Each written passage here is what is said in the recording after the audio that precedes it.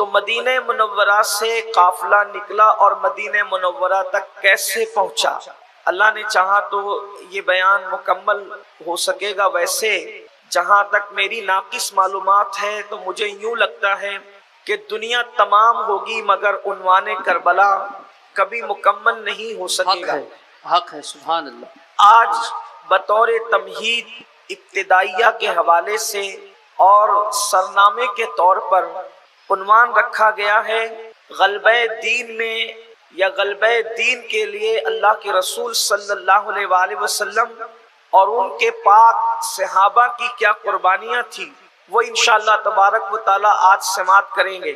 اب آپ کے کیا کسی کے ذہن میں یہ بات پیدا ہو سکتی ہے کہ کربلا کی محفل میں حضور اکرم صلی اللہ علیہ وآلہ وسلم اور اصحاب کے ذکر کی کیا حاجت ہے؟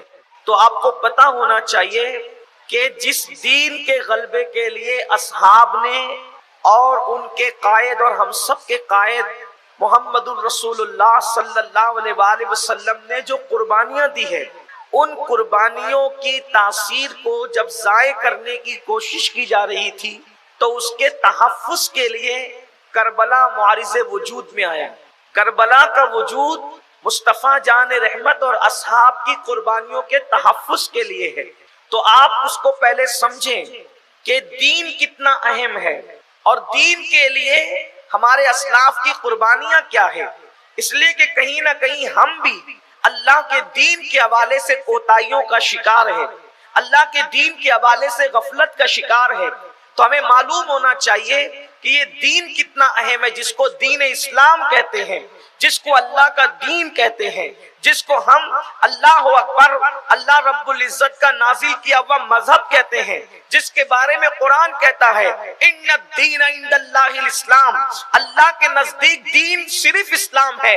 روئے زمین پر اور فلک کے نیچے اتنی بڑی کائنات کے اندر ایک ہی دین ہے جس کو دین اسلام کہتے ہیں۔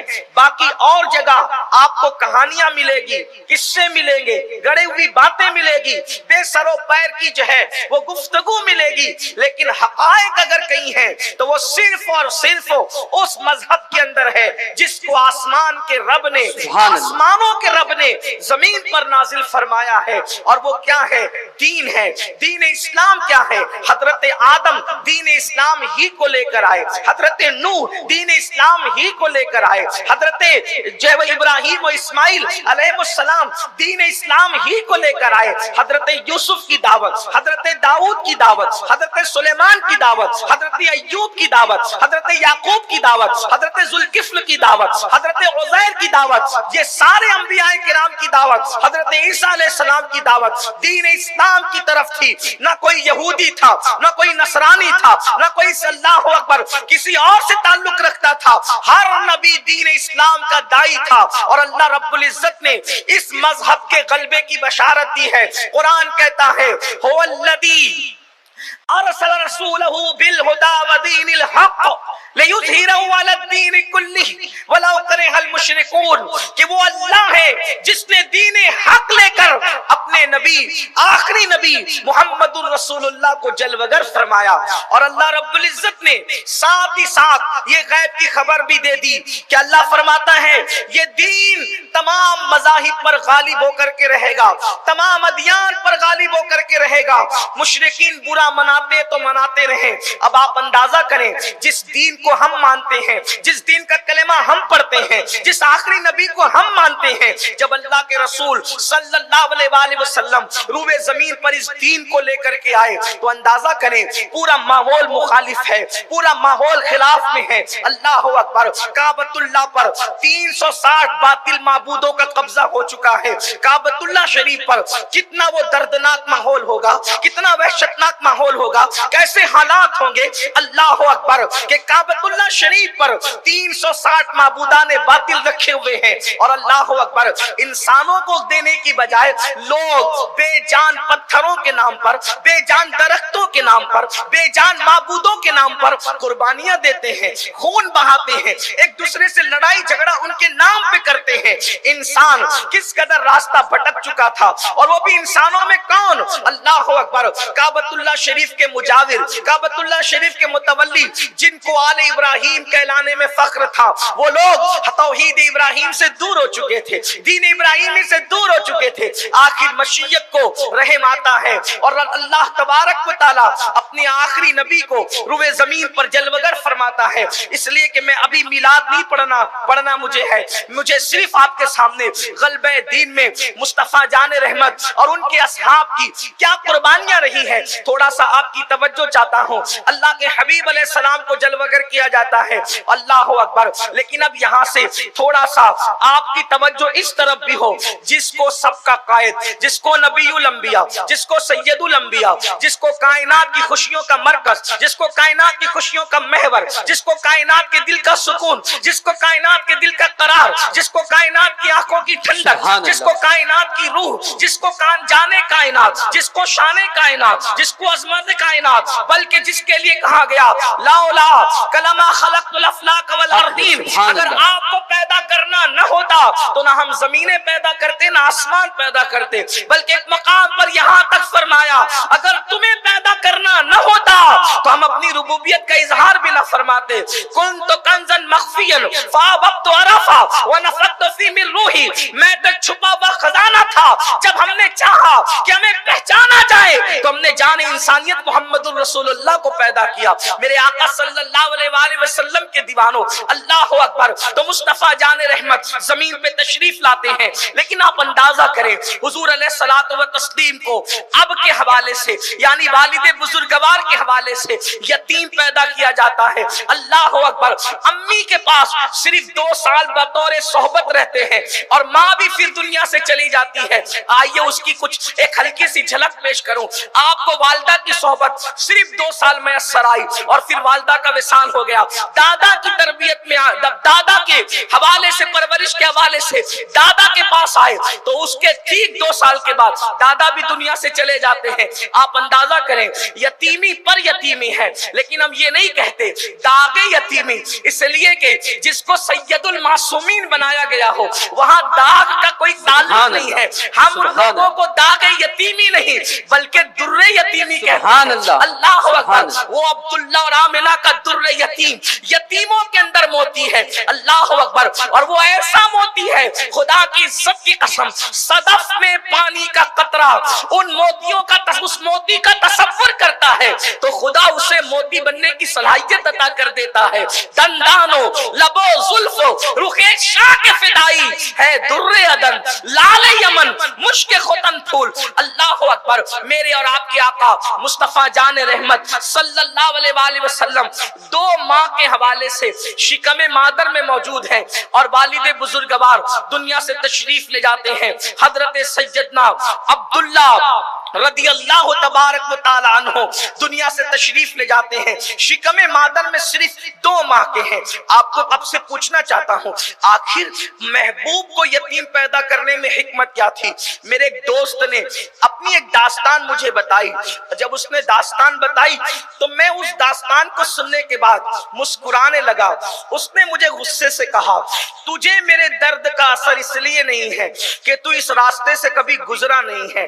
وہ داستان کیا تھی میں اس کا ذکر نہیں کر سکتا، لیکن اتنا ضرور ہے اس نے جب اپنی داستان سنائی، میں غربت کی داستان سن کے رویا، لوگوں کی یتیمی کی داستان سن کر آنکھ میں آنسو آئے، لیکن اس کی جو داستان تھی درد دل تھا، اس کا تڑپنا تھا، بلکنا تھا، لیکن میں اس پہ مسکرا رہا تھا۔ وجہ یہ تھی کہ جس راستے سے وہ گزر کر بلبلا رہا تھا اس راستے میں ہم نے کبھی قدم ہی نہیں رکھا تھا۔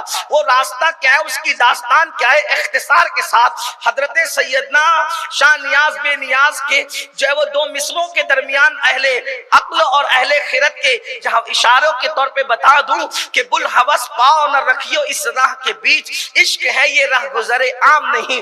اللہ اکبر، تو میں نے کبھی اس راہ میں قدم ہی نہیں رکھا، تو اس لیے مجھے جو ہے وہ بہت ہلکی سی بات معلوم ہے۔ اس نے غصے سے کہا، تو میرا درد اس لیے نہیں سمجھ سکتا کہ تو اس راستے سے گزرا نہیں۔ یقین جانے تب مجھے احساس ہوا کہ اللہ نے محبوب کو یتیم اس لیے بنا کر بھیجا کہ وہ یتیموں کے ماوا بن کر آئے تھے، یتیموں کے غمگسار بن کر آئے تھے، بیواؤں کا سہارا بن کر آئے تھے۔ اس لیے بیوہ ماں کی گود میں جلوگر فرمایا، کیونکہ انسان اگر بھوک سے آشنا نہ ہو تو وہ کسی کی بھوک کا احساس نہیں کر سکتا، انسان اگر پیاس سے آشنا نہ ہو تو وہ کسی کی پیاس کے درد کو محسوس نہیں کر سکتا۔ اللہ اکبر، اللہ کے حبیب علیہ السلام کی ولادت ہوتی ہے اس شان سے کہ آپ اللہ اکبر وہ والد بزرگوار کے وصال کے ٹھیک 7 ماہ کے بعد کم و بیش دنیا میں تشریف لاتے ہیں۔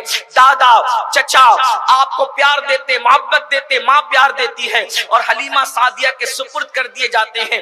4 سال تک حلیمہ سعدیہ کے گھر رہتے ہیں اور اس کے بعد 4 سال کے بعد جب اللہ کے رسول اپنے گھر آتے ہیں تو 6 سال کی عمر ہوتی ہے اور مقام ابوا میں سیدہ آمنہ خاتون جو ہے وہ دنیا سے تشریف لے جاتی ہے۔ میں نے بار بار سیدہ آمنہ خاتون کے وفات کے واقعات آپ کے سامنے پڑھے ہیں اور آپ نے بار بار سنا ہے، اس کی طرف بھی جانا نہیں، صرف اشارہ دینا چاہتا ہوں اس کا بھی، تاکہ آپ ہمارے ساتھ مقاصد کربلا اور کربلا کی وجوہات اور کربلا کیوں واقع ہوا اس کی طرف پہنچ سکیں۔ اللہ اکبر۔ پھر میرے آقا علیہ الصلوۃ والتسلیم 8 سال کی عمر تک دادا کے پاس رہتے ہیں، دادا بھی دنیا سے تشریف لے جاتے ہیں۔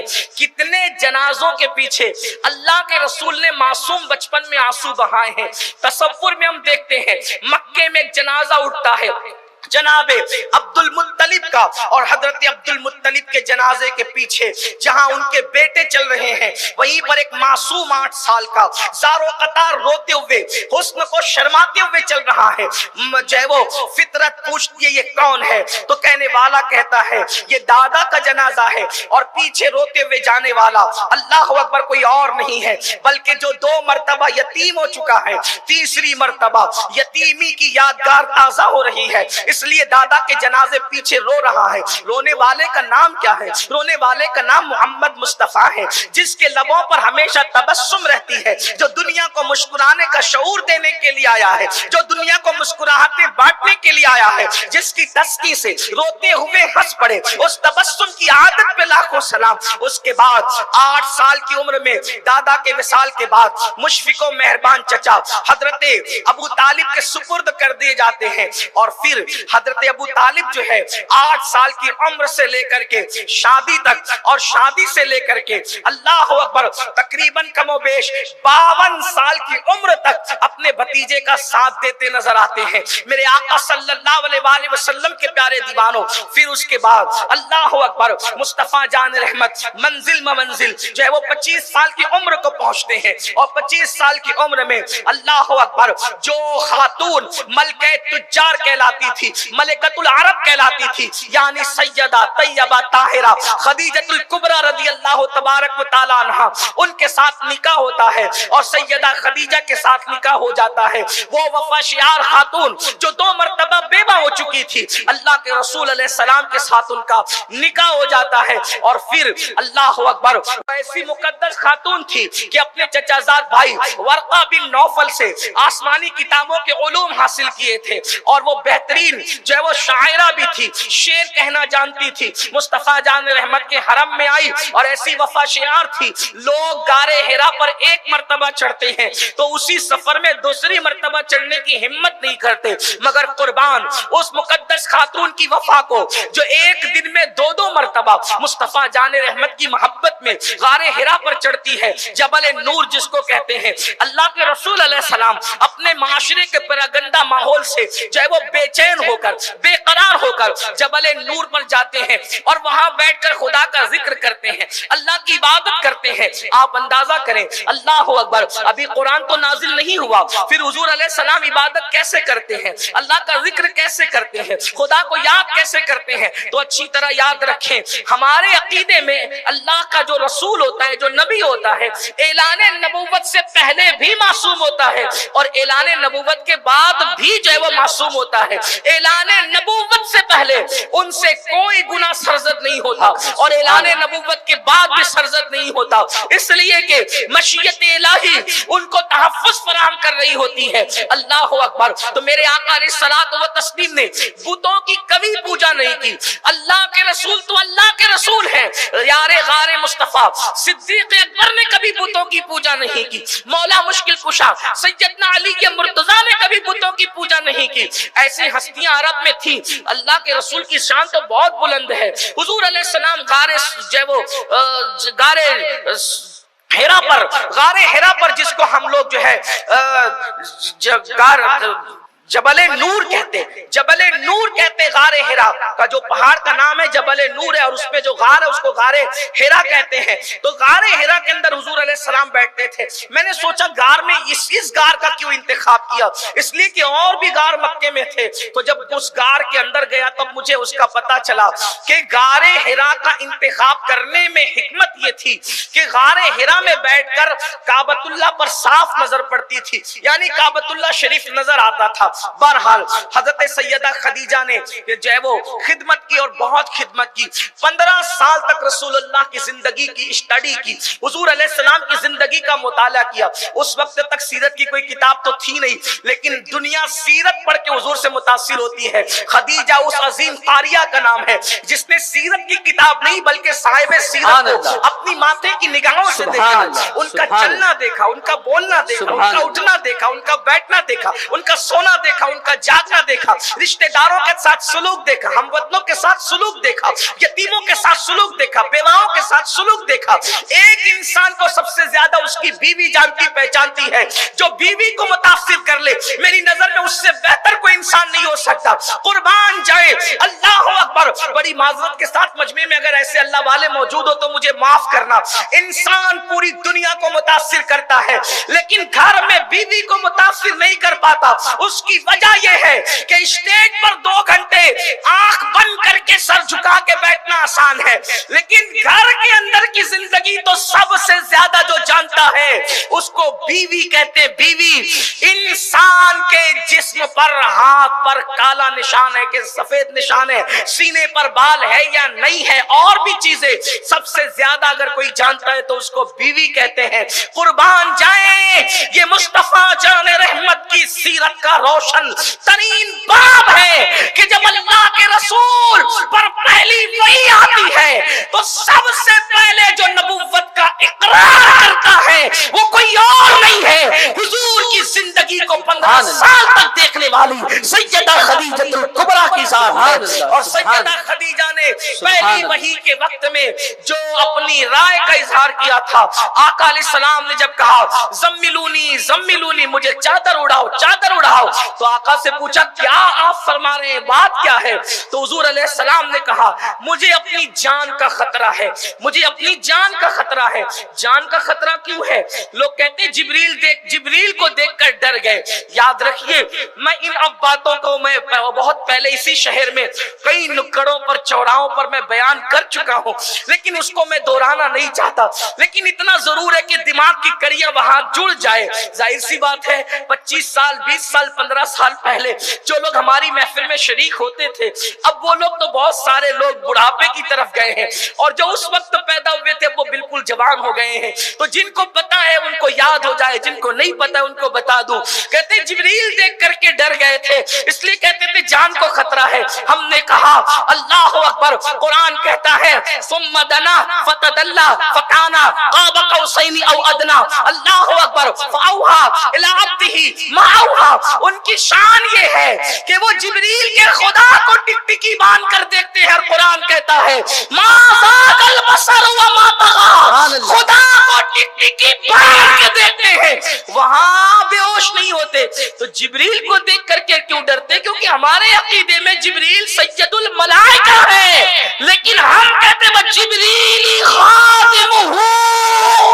سبحان اللہ سبحان اللہ. جبریل ان کے خادم کا نام ہے، جبریل ان کے خادم کا نام ہے. اور خادم کا نام کیوں نہ ہو؟ اس لیے کہ مخدوم کی سواری کی لگام تھامنے والے کو تو خادم ہی کہا جاتا ہے. اور شب معراج حضرت جبریل نے لگام تھام کر کے بتا دیا جبریل سید و سردار ملائکہ ضرور ہے، لیکن آمنہ کے لال کی خدمت کر کے بتا رہا ہے کہ جبریل خادم. سبحان اللہ سبحان اللہ.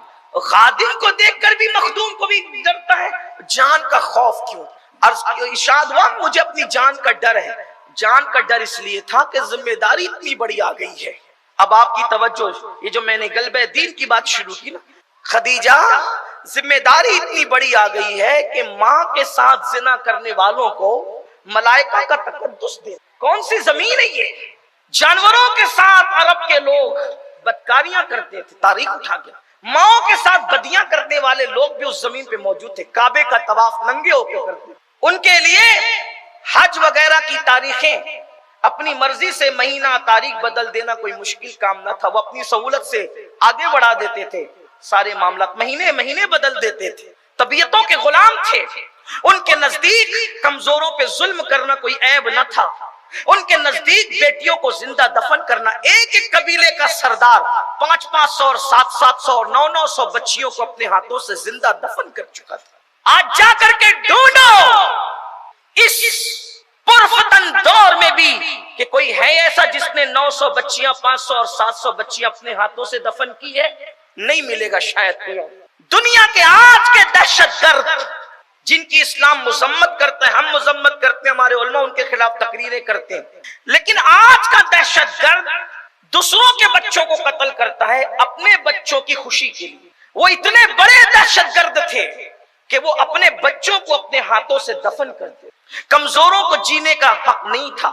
بیٹیوں کو شیطنت کا دوسرا نام دیا گیا تھا. اللہ کے رسول علیہ السلام فرماتے مجھے اپنی جان کا خوف ہے، یہ ذمہ داری کا بوجھ میری جان برداشت کر سکے گی؟ تو حضور علیہ السلام کہتے ہیں مجھے اپنی جان، جبریل کو دیکھ کر ڈر نہیں. ذمہ داری کے احساس کے بوجھ تلے مصطفیٰ جان رحمت فرما رہے ہیں کہ مجھے میری جان کا اندیشہ ہے کہ کیا ہو ایسے پرفتن ماحول میں، جبکہ کوئی بھائی کسی بھائی کی نہیں سنتا، بیٹا باپ کی نہیں سنتا، باپ بیٹے کی نہیں سنتا، ماں باپ کی اولاد بات نہیں مانتی. اس ماحول میں ایک بات کرنی ہے جو ہزاروں سال پہلے دادا نے کہی تھی اور آج ساری اولاد بھول چکی.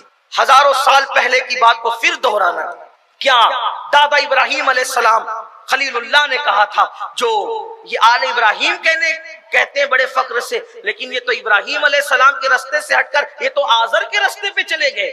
آزر کے راستے سے ہٹا کے پھر انہیں ابراہیم کے راستے پہ لا کے کھڑا کرنا ہے. اس لیے اندیشہ ہے. تو سیدہ خدیجۃ الکبریٰ کا بیان تھا، آپ اپنی جان کی پرواہ نہ کریں.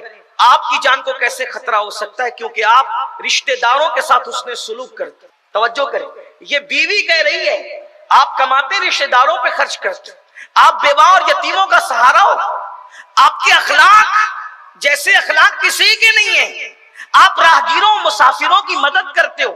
سیدہ خدیجۃ الکبریٰ یہ بیان کر رہی ہے. ایک بیوی جس کے بارے میں یہ بات کرے اس سے اچھی ذات کس کی ہو سکتی؟ لوگوں کو رسول اللہ کی ذات پر بولنے سے پہلے کم از کم حضور علیہ السلام کی زندگی کو پوری دیانتداری کے ساتھ پڑھنا چاہیے.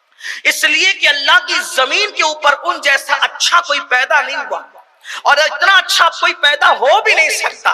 میرے امام کہتے ہیں سارے اچھوں میں اچھا سمجھیے جسے ہے اس اچھے سے اچھا ہمارا نبی. اور پھر اس کے بعد اللہ کے رسول علیہ السلام فران کی چوٹی پر کھڑے ہو کر نبوت کا اعلان کرتے ہیں. حضور علیہ الصلوۃ والتسلیم 35 سال کی عمر میں پہنچتے پہنچتے پورا مکہ بالاتفاق آپ کی اخلاق، کردار، صداقت، امانت، دیانت کو دیکھ کر صادق الوعد الامین پکارتی ہے. حضور علیہ السلام نے 5 سال تک بکریوں کو جنگل لے کر کے گئے اور بکریوں کی نگہبانی فرمائی. حضور علیہ السلام نے بکریوں کی نگہبانی فرمائی. ہر نبی کو بکریاں جنگل میں لے جانا ہوا اور بکریوں کی نگہبانی کرنا ہوا. اس کی وجہ یہ ہے کہ جانوروں میں بڑا بھولا جانور ہے بکریاں. نبی کو پہلے بکریاں کی نگہبانی کروائی جاتی ہے کیونکہ جو جانوروں کو کنٹرول کر سکتا ہے تو پھر وہ انسانوں کو بھی کنٹرول کرنے کی صلاحیت رکھتا ہے. یہ اور بات ہے. اور نبی بھی جانور لے کر گئے، بکریاں لے کر گئے جنگل، لیکن میرا نبی تو بچپنے ہی میں بکریاں جب جنگل لے جاتے تھے حلیمہ کی تو اوروں کی بکریوں کو جو ہے وہ چرواہا ڈنڈے سے سنبھالتا ہے، ہاتھوں سے سنبھالتا ہے، مخصوص لب و لہجے سے چیخ پکار کے سنبھالتا ہے. لیکن حضرت شیمہ کہتی ہے کہ جس وقت میرے بھائی محمد ہمارے ساتھ چلتے تھے تو بکریاں بھی ان کے ارد گرد چلا کرتی تھی. یہ معجزہ ہے حضور علیہ السلام کا. بہرحال تو حضور علیہ السلام نے جب نبوت کا اعلان کیا تو جو لوگ صادق الوعد الامین کہہ رہے تھے وہی لوگ کبھی رسول اللہ کو مجنون کہتے ہیں. معاذ اللہ ثم معاذ اللہ. مجنون کا مطلب آپ جانتے ہیں کہ آج کل لوگ یعنی کہ عربی میں مجنون پاگل کو کہتے ہیں، استغفر اللہ، اللہ اکبر، اس عظیم ہستی کو پاگل ہونے کا طعنہ دیا جا رہا ہے جس کے تلووں کا بوسہ دے کر عقل کو معراج نصیب ہوتی ہے۔ اتنی عقل مند ہستی اللہ نے دنیا میں پیدا ہی نہیں فرمائی، بلکہ اللہ اکبر عقل و خرد جس کے تلووں میں آ کر کے معراج پاتے ہیں، عروج پاتے ہیں اور آبرو پاتے ہیں اور اعتبار کا مقام حاصل کرتے ہیں، اس ہستی کو مجنون ہونے کا طعنہ دیا گیا۔ کوئی کہتا ہے یہ شاعر ہے، یہ شاعری کرتے ہیں، کوئی کہتا ہے معاذ اللہ یہ جادوگر ہیں، لوگوں پہ جادو کرتے ہیں، غرض کے الگ الگ بات کرتے تھے۔ ایک بات آپ کو اور بتاؤں، بہت پتے کی اور خاص بات، وہ مجمع میں کہتے تھے پاگل ہے، جادوگر ہے اور سائر ہیں اور یہ ہیں اور وہ ہیں اور وہ ہیں، لیکن جب اکیلے میں بیٹھتے تھے کمرے میں تو کہتے ہیں کہ کیا جادوگروں کا چہرہ اتنا نور والا ہوتا ہے، اتنا چمکتا دمکتا ہوتا ہے، اتنا حسین و جمیل ہوتا ہے؟ وہ کہتے ہیں محمد جو کہتے ہیں نہ وہ نظم ہے نہ وہ نثر ہے، کیونکہ شاعری تو ہم بھی کرتے ہیں، اور وہ ایسے شعراء تھے کہ ایک ایک نشست کے اندر جو ہے اللہ اکبر 200 اشعار 300 اشعار فی البدی کہتے تھے۔ عرب کی جاہلیت کی شاعری کی تاریخ اٹھا کر کے پڑھے، اللہ اکبر، آپ کو پتا ہوگا فی البدی اشعار کہتے تھے، وہ کاغذ قلم لے کر بیٹھنے والے شعراء نہ تھے، بلکہ وہ فی البدی اشعار کہتے تھے، ان کا ذہن اتنا تھا، دماغ اتنا تھا، لیکن جب وہ تنہائیوں میں بیٹھتے تھے تو کہتے تھے شاعری تو ہم بھی کرتے ہیں، لیکن محمد جو کہتے ہیں وہ شعر نہیں لگتا، وہ جادوگری نہیں لگتی، وہ کسی غیبی طاقت کا کلام معلوم ہوتا ہے۔ تنہائی میں کہتے تھے۔ ایک بات یہ بھی آپ کو کہوں، آج اگر اسٹیجوں سے رسول اللہ کے خلاف بکواس ہوتی ہے تو جیسے وہ اپنا اقتدار بچانے کے لیے جان بوجھ کر بکواس کرتے تھے، ویسے آج کا انسان بھی اقتدار کی خاطر حضور کو گالی دیتا ہے، ورنہ اپنے دل میں بھی وہ جانتا ہے جیسے محمد ہے ویسا کوئی ہو ہی نہیں۔ سبحان اللہ، سبحان اللہ، اپنے نبی کی عظمت کو سب مانتے ہیں، لیکن صرف اقتدار کے تحفظ کے لیے لوگ رسول اللہ کو گالیاں دیتے ہیں۔ جانتے ہیں اکرمہ ابن ابو جہل جو بعد میں مسلمان ہوئے، حضرت اکرمہ نے کہا بابا اتنی مخالفت کرتے ہیں ہم محمد کی، سچ بتاؤ آپ چھپ چھپ کر جو قرآن سنتے ہو تو کیا ہے؟ تو تب بیٹے کو سچ کہنا پڑا، کہا بیٹا اس کلام میں جو تاثیر ہے وہ میں نے کہیں نہیں سنی ہے۔ یہ بات گھر میں ہوتی تھی لیکن باہر، تو اکرمہ نے کہا ابا جب تمہیں معلوم ہے کہ وہ سچ کہتے ہیں قبول کیوں نہیں کر لیتے؟ تو کہا کہ سارے اقتدار تو ان کے خاندان میں بنو ہاشم میں۔ یہ جملے یاد رکھنا، آگے آپ کو سمجھنے میں کام آئے گی بات، انشاءاللہ اس کی وضاحت میں کروں گا۔ بنو ہاشم کیا ہے، قریش کیا ہے، عبد مناف کیا ہے، اسی طریقے سے بنو امیہ کیا ہے، بنو ثقیف کیا ہے، یہ آگے چل کر کے کچھ قبیلے پر باتیں ممکن ہو سکتی ہے، اس لیے آپ کو آج کی گفتگو ذہن میں رکھنا ہوگا۔ تو کہا کہ سارے اقتدار تو بنو ہاشم کے پاس ہے، ہمارے پاس تو کچھ ہے، ہمارے پاس تو کچھ ہی ہے، اگر ہم جو ہے وہ ان کو نبی مان لے تو پھر ہماری سرداری چلی جائے گی، غلامی کرنی پڑے گی، بنو ہاشم کا احترام کرنا پڑے گا، اور پھر اس نے قبول کرنے سے انکار کیا۔ یاد رکھنا اسلام کی حقانیت کو سب پتہ، سب جانتے ہیں کہ محمد الرسول اللہ کی شان کیا ہے، قرآن زندہ کتاب ہے، کلام الہی ہے، لیکن آج صرف اس لیے اسلام کے خلاف بول لیتے ہیں کہ ان کی کرسیاں گرم ہو جاتی ہیں، ان کو کچھ اقتدار مل جاتا ہے، ان کو کچھ مقام مل جاتا ہے، ان کو کچھ مرتبے مل جاتے ہیں، مگر یاد رکھنا دنیا 2 دن کی ہے۔ او دنیا کے ابو جہلو ذرا دیکھ لو اقتدار کے نشے میں محمد الرسول اللہ سے دشمنی کا نتیجہ ابو جہل کو کیسے بھگتنا پڑا، جیسے اس نے بھگتا ہے دنیا کے ہر ابو جہل کو اسی منزل کی طرف جانا ہوگا۔ اور اگر حقیقی عزت چاہتے ہو تو صدیق و فاروق نے خاندانی وجاہت نہیں دیکھی، محمد الرسول اللہ کی سچی غلامی کی، اس غلامی کا نتیجہ ہے کہ آج بھی صدیق و فاروق کا نام اس وقت تک اللہ اکبر خطیب منبر سے نیچے نہیں اترتا جب تک کہ ان بزرگوں کا نام احترام سے نہیں لے لیتا، اور خطبے میں ان کے نام نہیں پڑے جاتے۔ کہاں ہے وہ بڑے بڑے سردار کہلانے والے؟ ان کی اوقات نہیں، ختم ہو گئے، قبروں کے نشان مٹ گئے، لیکن صدیق و فاروق، عثمان غنی، مولا علی، اللہ اکبر، ان کے نام آج بھی زندہ ہیں۔ صرف نام نہیں زندہ بلکہ واللہ ایک بات بتاؤں، دنیا میں کسی قبر کی اتنی زیارت نہیں کی جاتی